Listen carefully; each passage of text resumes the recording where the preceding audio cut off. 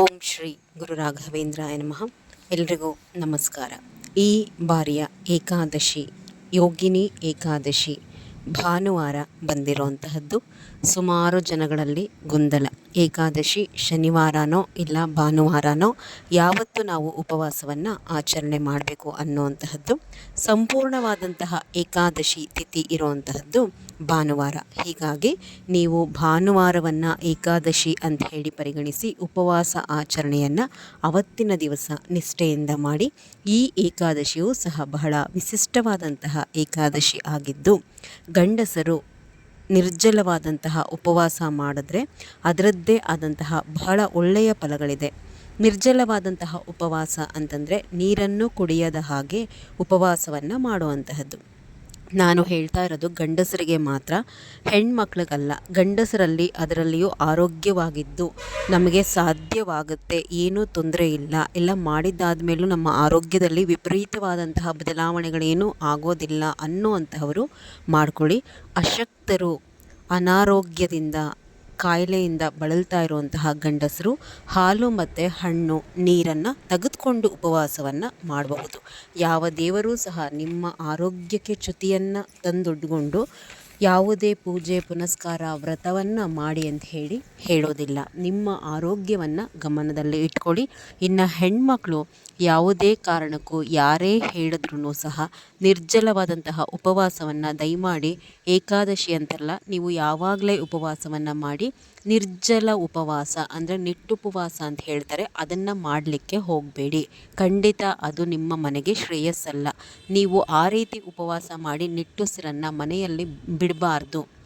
ಹಾಲು ಹಣ್ಣು ನೀರನ್ನು ತಗೊಳ್ಳಿ, ಆದರೆ ಉಪವಾಸ ಬಿಡೋದಕ್ಕಿಂತ ಮೊದಲೇ ಸಿಹಿ ಅವಲಕ್ಕಿ ಮಾಡ್ಕೊಂಡು ತಿನ್ನುವಂತಹದ್ದು ಅದೆಲ್ಲ ಮಾಡಲಿಕ್ಕೆ ಹೋಗಬೇಡಿ. ಹಾಲು ಕುಡಿಬಹುದು, ಕೆಲವ್ರು ಕೇಳ್ತೀರ ಕಾಫಿ ಟೀ ಕುಡಿಬಹುದಾ ಅಂತೇಳಿ, ಕುಡಿಬಹುದು. ಕಾಫಿ ಟೀಗೆ ತೊಂದರೆ ಇಲ್ಲ, ಆದರೆ ಅದ್ರ ಜೊತೆ ಬಿಸ್ಕೆಟ್ಸು ಬನ್ನು ಆ ಥರದ್ದೆಲ್ಲ ತಿನ್ನುವಂತಹದ್ದು, ಉಪವಾಸ ಬಿಡೋದಕ್ಕೆ ಮುಂಚೆನೇ ಅವಲಕ್ಕಿ ತಿನ್ನುವಂತಹದ್ದು, ಅಥವಾ ಹಣ್ಣುಗಳಿಗೆ ಉಪ್ಪು ಖಾರ ಆ ಥರದ್ದೆಲ್ಲ ಹಾಕ್ಕೊಂಡು ತಿನ್ನುವಂಥದ್ದೆಲ್ಲ ಮಾಡಬೇಡಿ.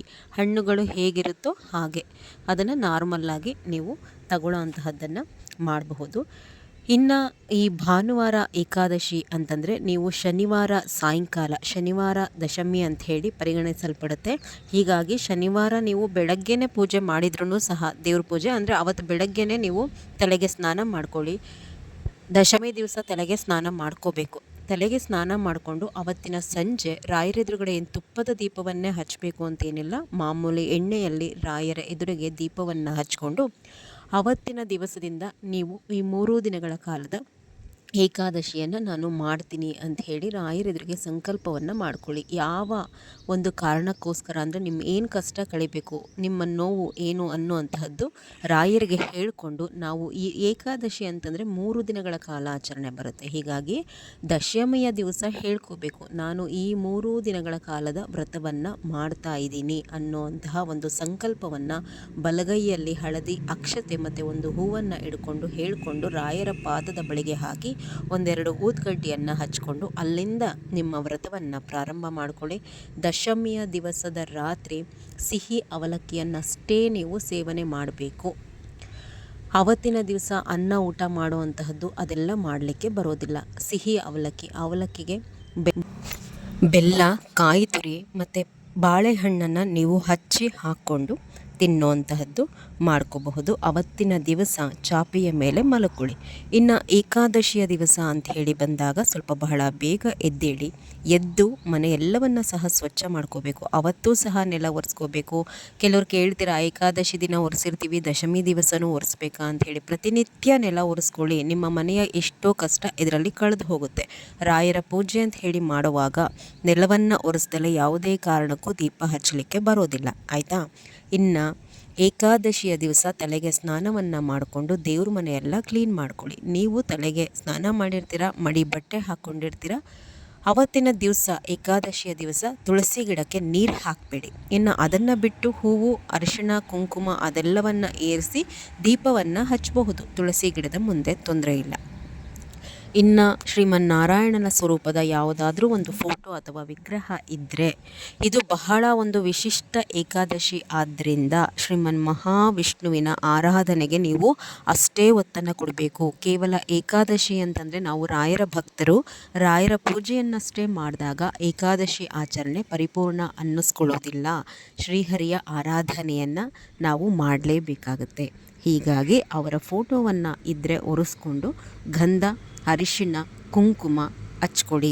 ಗೆಜ್ಜೆ ವಸ್ತ್ರವನ್ನು ಹಾಕ್ಕೊಂಡು ತಪ್ಪದೆ ಸ್ವಲ್ಪನಾದರೂ ತುಳಸಿಯನ್ನು ಹಾಕಲೇಬೇಕು. ಅವರಿಗೆ ತುಳಸಿಯನ್ನು ಹಾಕಿಬಿಟ್ಟು ಹೂಗಳನ್ನು ಹಾಕ್ಕೊಳ್ಳಿ. ನಾನು ಹೇಳ್ತಾ ಇರೋದು ಶ್ರೀಮನ್ ಮಹಾವಿಷ್ಣುವಿನ ಸ್ವರೂಪದ ಫೋಟೋಗೆ ಅಥವಾ ವಿಗ್ರಹ ಇದ್ದರೆ ಅದಕ್ಕೂ ಸಹ ನೀವು ಆರಾಧನೆಯನ್ನು ಇದೇ ರೀತಿ ಮಾಡ್ಕೋಬಹುದು. ಹಚ್ಚೋ ಹಾಗಿದ್ರೆ ಆ ಫೋಟೋದ ಮುಂದೆನೂ ಸಹ 2 ದೀಪಗಳನ್ನು ತುಪ್ಪದಲ್ಲೇ ಹಚ್ಕೊಳ್ಳಿ, ಬಹಳ ಒಳ್ಳೆಯದು. ಇಲ್ಲ ಒಂದು ಮಣ್ಣಿನ ದೀಪವನ್ನು ಹಚ್ಚಿ ಶ್ರೀಮನ್ ಮಹಾವಿಷ್ಣುವಿನ ಸ್ವರೂಪದ ಯಾವುದೇ ಫೋಟೋದ ಮುಂದೆ. ಇದಿಷ್ಟು ಇವರ ಆರಾಧನೆಗೆ ಸಂಬಂಧಪಟ್ಟಂತೆ. ಆದರೆ ಇನ್ನು ರಾಯರ ಫೋಟೋವನ್ನು ಒರೆಸ್ಕೊಂಡು ಗಂಧವನ್ನು ಹಚ್ಕೊಳ್ಳಿ. ಗಂಧವನ್ನು ಹಚ್ಚಿಬಿಟ್ಟು ತುಳಸಿಯನ್ನು ಮಾತ್ರ ಹಾಕಿ. ದಯಮಾಡಿ ಯಾರೂ ಸಹ ಏಕಾದಶಿಯ ದಿವಸ ನೀರು ಕೂಡ ಇಡಲಿಕ್ಕೆ ಹೋಗಬೇಡಿ ರಾಯರಿಗೆ. ಕೆಲವರು ನೀರನ್ನು ಇಡ್ತೀರಾ, ನೀರನ್ನು ಸಹ ಇಡಬಾರ್ದು, ದೋಷ ಬರುತ್ತೆ. ರಾಯರು ನಿರ್ಜಲವಾದಂತಹ ಉಪವಾಸವನ್ನು ಏಕಾದಶಿಯ ದಿವಸ ಮಾಡ್ತಾರೆ. ಶ್ರೀಮನ್ ಮಹಾವಿಷ್ಣುವಿಗೆ ಸಂಬಂಧಿಸಿದಂತಹ ಸ್ತೋತ್ರಗಳನ್ನು ಅವತ್ತಿನ ದಿವಸ ಹೇಳ್ಕೋಬೇಕು. ಹೇಳ್ಕೊಳ್ಳೋದಕ್ಕೆ ಬರೋದಿಲ್ಲ ಅಂತಂದರೆ ಮೊಬೈಲ್ಗಳಲ್ಲಿ ಹಾಕ್ಕೊಂಡು ಕೇಳೋವಂತಹದ್ದನ್ನು ಮಾಡಿ. ಅವರ ಕಥೆಗಳನ್ನು ಕೇಳಿ, ಬಹಳ ಒಳ್ಳೆಯದು. ಇದೆಲ್ಲ ನೀವು ದೀಪವನ್ನು ಹಚ್ಚಲಿಕ್ಕೆ ಕಣಿ ಮಾಡ್ಕೋತೀರಾ. ತುಳಸಿ ಗಿಡದ ಮುಂದೆ ದೀಪ ಹಚ್ಕೊಳ್ಳಿ. ದೇವ್ರ ಮನೆಯಲ್ಲಿ ಮೊದಲು ದೀಪ ಹಚ್ಕೊಳ್ಳಿ. ಹಚ್ಕೊಂಡಾದಮೇಲೆ ಶ್ರೀಮನ್ ಮಹಾವಿಷ್ಣುವಿನ ಸ್ವರೂಪದ ಫೋಟೋ ಮುಂದೆ ಇಟ್ಟಿರುವಂತಹ ದೀಪ ಹಚ್ಚಿ, ರಾಯರ ಫೋಟೋ ಮುಂದೆ ಇರುವಂತಹ ದೀಪವನ್ನು ಹಚ್ಚಿಬಿಟ್ಟು ಊದ್ಗಡ್ಡಿಯಿಂದ ಧೂಪವನ್ನು ತೋರಿಸಿ. ಇದರಲ್ಲಿ ಯಾವುದೇ ಸಂಶಯ ಬೇಡ. ಊಹಾಪೋಹಗಳಿಗೆ ಕಿವಿ ಕೊಡಬೇಡಿ. ರಾಯರಿಗೆ ಗಂಧದ ಕಡ್ಡಿಯಿಂದ ಧೂಪವನ್ನು ಹಾಕಬಹುದು. ಹಾಕಿದ್ದಾದಮೇಲೆ ನೀವೇನು ಮಾಡಬೇಕು, ಈ ಸ್ತೋತ್ರಗಳನ್ನು ಹೇಳ್ಕೋಬೇಕು. ಮೊದಲು ಶ್ರೀಮನ್ ಮಹಾವಿಷ್ಣುವಿಗೆ ಸಂಬಂಧಿಸಿದಂತಹ ಸ್ತೋತ್ರ, ವಿಷ್ಣು ಸಹಸ್ರನಾಮ ಹೇಳ್ಕೊಳ್ಳಿ. ಇಲ್ಲ ಅಂತಂದರೆ ವಿಷ್ಣುವಿನ ಅಷ್ಟೋತ್ರ ಹೇಳ್ಕೊಳ್ಳಿ. ಇಲ್ಲ ಅಂತಂದರೆ ಇದೆಲ್ಲವೂ ಮಾಡಿದ್ದಾದಮೇಲೆ ವಿಷ್ಣುವಿನ ಅವತಾರಗಳೇನಿದೆ ಅದಕ್ಕೆ ಸಂಬಂಧಿಸಿದಂತಹ ಕಥೆಗಳನ್ನು ಏಕಾದಶಿಯ ದಿವಸ ಕೇಳುವಂತಹದ್ದು ಬಹಳ ಶ್ರೇಷ್ಠ. ಏಕಾದಶಿಯ ದಿವಸ ಪರಮಾತ್ಮ ಅತ್ಯಂತ ಶಕ್ತಿಶಾಲಿಯಿಂದ ಕೂಡಿರ್ತಾನಂತೆ. ಹೀಗಾಗಿ ಯಾರು ಏಕಾದಶಿಯ ದಿವಸ ನಿಷ್ಠೆಯಿಂದ ಶ್ರೀಮನ್ ಮಹಾವಿಷ್ಣುವಿನ ಆರಾಧನೆಯನ್ನು ಮಾಡ್ತಾರೋ ಅವರ ಕಷ್ಟಗಳು ಬಹಳ ಬೇಗ ಕಳೆದೋಗುವಂಥದ್ದು. ಅವರ ಅವತಾರಗಳಿಗೆ ಸಂಬಂಧಿಸಿದಂತಹ ಕಥೆಗಳನ್ನು ಓದುವಂತಹದ್ದು, ಮೊಬೈಲ್ಗಳಲ್ಲಿ ಹಾಕ್ಕೊಂಡು ಕೇಳುವಂತಹದ್ದು ಮಾಡಿ. ಏಕಾದಶಿಯ ದಿವಸ ನಾವು ಉಪವಾಸ ಇರ್ತೀವಿ ಅಂತಂದು ಉಪವಾಸ ಅಂತೇಳಿ ಕೊರಕ್ಕೊಂಡು ಎಲ್ಲರ ಹತ್ರ ಹೇಳುವಂತಹದ್ದು, ನಾನು ಉಪವಾಸ ಇರ್ತೀನಿ ಅಂತಂದು, ಇಲ್ಲ ಟಿ ವಿ ನೋಡೋವಂತಹದ್ದು, ಇಲ್ಲ ಮಲ್ಕೊಂಡು ಕತೆ ಕಳೆಯುವಂತಹದ್ದನ್ನು ಮಾಡಿದ್ರೆ ಖಂಡಿತ ಅದು ಸಲ್ಲೋದಿಲ್ಲ. ಭಗವಂತನ ಸ್ಮರಣೆಯಲ್ಲಿ ನಾವು ಕಾಲ ಕಳಿಬೇಕು. ಆದಷ್ಟು ಈ ರೀತಿ ಸ್ತೋತ್ರಗಳನ್ನು ಕೇಳುವಂತಹದ್ದು, ಕತೆಗಳನ್ನು ಕೇಳುವಂತಹದ್ದು, ಈ ರೀತಿ ಏಕಾದಶಿಯ ದಿವಸ ಕಾಲವನ್ನು ಕಳೀರಿ. ಬಹಳಷ್ಟು ಪುಣ್ಯ ನಿಮ್ಮದಾಗತ್ತೆ. ಇನ್ನು ರಾಯರ ಅಷ್ಟೋತ್ರ ಹೇಳ್ಕೊಳ್ಳಿ, ರಾಯರ ಸ್ತೋತ್ರಗಳನ್ನು ಹೇಳ್ಕೊಳ್ಳಿ. ಇದೆಲ್ಲ ಸ್ತೋತ್ರಗಳನ್ನು ಹೇಳಿದ್ದಾದಮೇಲೆ ರಾಯರಿಗೆ 2 ತುಪ್ಪದ ಬತ್ತಿಯಿಂದ ಆರತಿಯನ್ನು ಮಾಡಿಕೊಳ್ಳೋ ಅಂತಹದ್ದು. ಶ್ರೀಮನ್ ಮಹಾವಿಷ್ಣುವಿಗೆ ಹಣ್ಣುಗಳನ್ನು ನೈವೇದ್ಯ ಮಾಡಿ, ರಾಯರಿಗೆ ಯಾವುದೇ ರೀತಿ ಹಣ್ಣು, ನೈವೇದ್ಯ, ನೀರು ಏನೂ ಸಹ ಇಡೋ ಹಾಗೆ ಇಲ್ಲ. ಆದಷ್ಟು ಏಕಾದಶಿಯ ದಿವಸ 6ರಿಂದ 6:30 ಒಳಗಡೆ ದೀಪವನ್ನು ಹಚ್ಕೊಂಡ್ಬಿಡ್ಬೇಕು. ಇನ್ನು ಅವತ್ತಿನ ದಿವಸ ಎಲ್ಲ ಉಪವಾಸದಿಂದ ಕಳೀತೀರ. ರಾತ್ರಿನೂ ಸಹ ಚಾಪೆ ಮೇಲೆ ಮಲಕ್ಕೊಳ್ಳಿ. ಗಂಡಸರು ಪೂರ್ತಿಯಾದಂತಹ ಉಪವಾಸವನ್ನು ಏಕಾದಶಿಯ ದಿವಸ ಮಾಡಿ, ಆಗಲೇ ಇಲ್ಲ ನಾವು ಅಶಕ್ತರಿದ್ದೀವಿ ಅಂತಂದರೆ 8 ಗಂಟೆಗೆ ಉಪವಾಸವನ್ನು ಬಿಡೋವಂತಹವರು ಏಕಾದಶಿಯ ದಿನ ಬಿಟ್ಬಿಡಬಹುದು, ತೊಂದರೆ ಇಲ್ಲ. ಅಶಕ್ತರು, ಆರೋಗ್ಯ ಸರಿ ಇಲ್ಲದವರು, ಇನ್ನು ಎಲ್ಲವೂ ಸರಿ ಇದೆ ಅನ್ನುವಂತಹವರು ಏಕಾದಶಿಯ ದಿವಸ ರಾತ್ರಿನೂ ಸಹ ನೀವೇನೂ ತಿನ್ನಲಿಕ್ಕೆ ಬರೋದಿಲ್ಲ. ಇನ್ನು ಮಾರನೇ ಬೆಳಗ್ಗೆ ದ್ವಾದಶಿ ಅವತ್ತೂ ಸಹ ಬೇಗ ಎದ್ದು ಪೂಜೆಯನ್ನು ಮಾಡಿಕೊಂಡು, ಅವತ್ತು ಫೋಟೋ ಎಲ್ಲ ಮತ್ತೆ ಒರೆಸ್ಕೋಬೇಡಿ, ಏನು ತೊಂದರೆ ಇಲ್ಲ. ಅದೇ ಫೋಟೋಗೆ ಸ್ವಲ್ಪ ತುಳಸಿ ಹೂಗಳನ್ನು ಹಾಕಿ ಅಲಂಕಾರವನ್ನು ಮಾಡಿಕೊಂಡು, ಅವತ್ತಿನ ದಿವಸವೂ ಏಕಾದಶಿಯ ದಿವಸ ಏನೆಲ್ಲ ತುಪ್ಪದ ದೀಪವನ್ನು ಹಚ್ಚಿರ್ತೀರ ಆ ಎಲ್ಲ ದೀಪಗಳನ್ನು ತುಪ್ಪದಲ್ಲೇ ಹಚ್ಚಿ, ಒಳ್ಳೆಯದು. ಏಕಾದಶಿಯ ದಿವಸ ಏನೆಲ್ಲ ಸ್ತೋತ್ರಗಳನ್ನು ಹೇಳ್ಕೊಂಡಿರ್ತೀರ ದ್ವಾದಶಿಯ ದಿವಸವೂ ಸಹ ಆ ಎಲ್ಲ ಸ್ತೋತ್ರಗಳನ್ನು ಹೇಳ್ಕೊಳ್ಳುವಂತಹದ್ದನ್ನು ಮಾಡಿ, ಒಳ್ಳೆಯದಾಗತ್ತೆ. ಭಗವಂತನಿಗೆ 6ರಿಂದ 6:30 ಒಳಗೆ ನೈವೇದ್ಯ ಇಟ್ಟು ನೈವೇದ್ಯ ಸಮೇತ ಪೂಜೆ ಮನೆಯಲ್ಲಿ ಮುಗಿದೋಗಬೇಕು. ದ್ವಾದಶಿ ಪಾರಣೆ ದ್ವಾದಶಿಯ ದಿವಸ ಬೆಳಗ್ಗಿನ ಜಾವ 6:30 ಒಳಗಡೆ ಏನಾದರೂ ಸ್ವಲ್ಪ ನೈವೇದ್ಯವನ್ನು ಮಾಡಿ ಭಗವಂತನಿಗೆ ಸಮರ್ಪಣೆ ಮಾಡಿ ಪೂಜೆಯನ್ನು ಮುಗಿಸ್ಕೊಡಿ. ನೀವು ನೈವೇದ್ಯ ಇಟ್ಟಾದಮೇಲೆ ಒಂದು 8 ಗಂಟೆ ಆದಮೇಲೆ ನೀವು ಊಟವನ್ನು ಮಾಡ್ಕೊಳ್ಳುವಂತಹದ್ದು. ಈರುಳ್ಳಿ ಬೆಳ್ಳುಳ್ಳಿ ಬಳಸಿರುವಂತಹ ಪದಾರ್ಥಗಳನ್ನು ದ್ವಾದಶಿಯ ದಿವಸ ನೈವೇದ್ಯಕ್ಕೆ ಇಡುವಾಗ ದಯಮಾಡಿ ಇಡಲಿಕ್ಕೆ ಹೋಗಬೇಡಿ.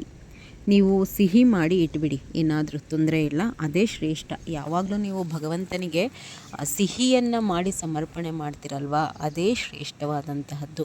ಈರುಳ್ಳಿ ಬೆಳ್ಳುಳ್ಳಿ ಬಳಸಿರುವಂತಹ ಪದಾರ್ಥಗಳು ರಾಯರ ಪೂಜೆಯ ನೈವೇದ್ಯಕ್ಕೆ ಬರೋದಿಲ್ಲ. ಅದರಲ್ಲೂ ವಿಶೇಷವಾಗಿ ದ್ವಾದಶಿಯ ದಿನ ಯಾವುದೇ ಕಾರಣಕ್ಕೂ ಈರುಳ್ಳಿ ಬೆಳ್ಳುಳ್ಳಿ ಬಳಸಿರುವಂತಹ ಪದಾರ್ಥಗಳನ್ನು ನಾವು ಇಡಲಿಕ್ಕೆ ಹೋಗಬಾರ್ದು. 8 ಗಂಟೆ ನಂತರ ನೀವು ಊಟವನ್ನು ಮಾಡ್ಕೋಬಹುದು. ಅವತ್ತಿನ ದಿವಸವೂ ನೀವು ಸಹ ಈರುಳ್ಳಿ ಬೆಳ್ಳುಳ್ಳಿ ಬಳಸಿದಂತಹ ಪದಾರ್ಥಗಳನ್ನು ಬಳಸದೇ ಇದ್ದರೆ ಒಳ್ಳೆಯದು. ಆಗೋದೇ ಇಲ್ಲ ಅಂದರೆ ತೊಂದರೆ ಇಲ್ಲ.